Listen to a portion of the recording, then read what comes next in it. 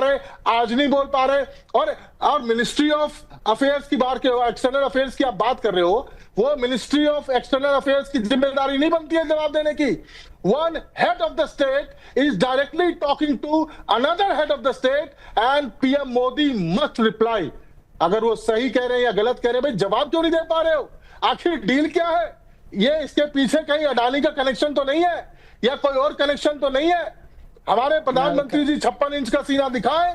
Conspiracy conspiracy conspiracy, कुछ ना कुछ तो कॉन्स्पिरेसी है। आनंद रंगनाथन, कॉन्स्पिरेसी क्या है जरा बताइए। अब ऋतुराज झा ने बहुत सीरियसली कह रही है और कह रहे हैं कि यहाँ प्रेसिडेंट ट्रम्प कह रहे हैं कि मोदी मुझसे प्यार करता है, मैं उससे प्यार करता हूं, तो फिर प्यार तो होगा ही। अरे कांग्रेस मुझसे कहे कि वो मोहब्बत करती है तो हम मना थोड़ी कर देंगे।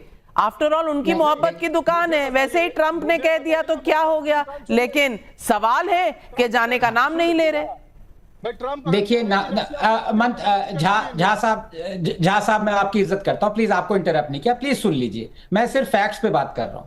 आपने एकदम ठीक कहा, लेकिन मैं ऑलरेडी ये बोल चुका हूं कि प्रधानमंत्री ने पार्लियामेंट में खड़े होकर बोला कि कोई मीडिएटर नहीं था, प्रेसिडेंट और प्राइम मिनिस्टर पूरे दुनिया का। इसका मतलब ट्रंप भी नहीं था। अब आप कह रहे हैं कि डायरेक्टली क्यों नहीं बोलते। अब मैं आपसे अगर पूछूं, नहीं सुनिए, एक मिनट सुनिए, ऋतुराज ये बहुत गलत बात, देखिए मैं आपकी इज्जत करता हूं।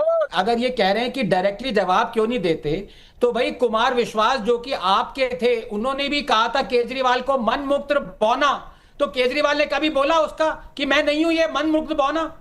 ऐसे जवाब नहीं दिया जाता, इनडायरेक्टली जवाब दिया जाता है। नंबर 2, एक और फेक न्यूज जो ये फैला रहे थे अपने कांग्रेस के प्रवक्ता कि अब देखिए नाविका क्या होने वाला है कि अमेरिका से भारत तेल खरीदने वाला है। अरे भाई थोड़ा पढ़ के आया करो। पिछले पूरे साल से 2-2 lakh barrel per month America से ऑलरेडी इंडिया तेल खरीदता आ रहा है। तो झूठ न्यूज मत फैलाइए Ashwini ji. American oil is being purchased by India ever for the last 1 year every month. झूठ मत बोलिए। And it has been increasing. पिछले 10 सालों में ये बढ़ता चला गया है। लेकिन हर्षवर्धन त्रिपाठी जी, ये जो विपक्षी है, इनका कोई भी मुद्दा जो प्रधानमंत्री मोदी के खिलाफ या बीजेपी या सरकार के खिलाफ उठाया जाता है, उसमें कोई फैक्ट की जरूरत होती है क्या?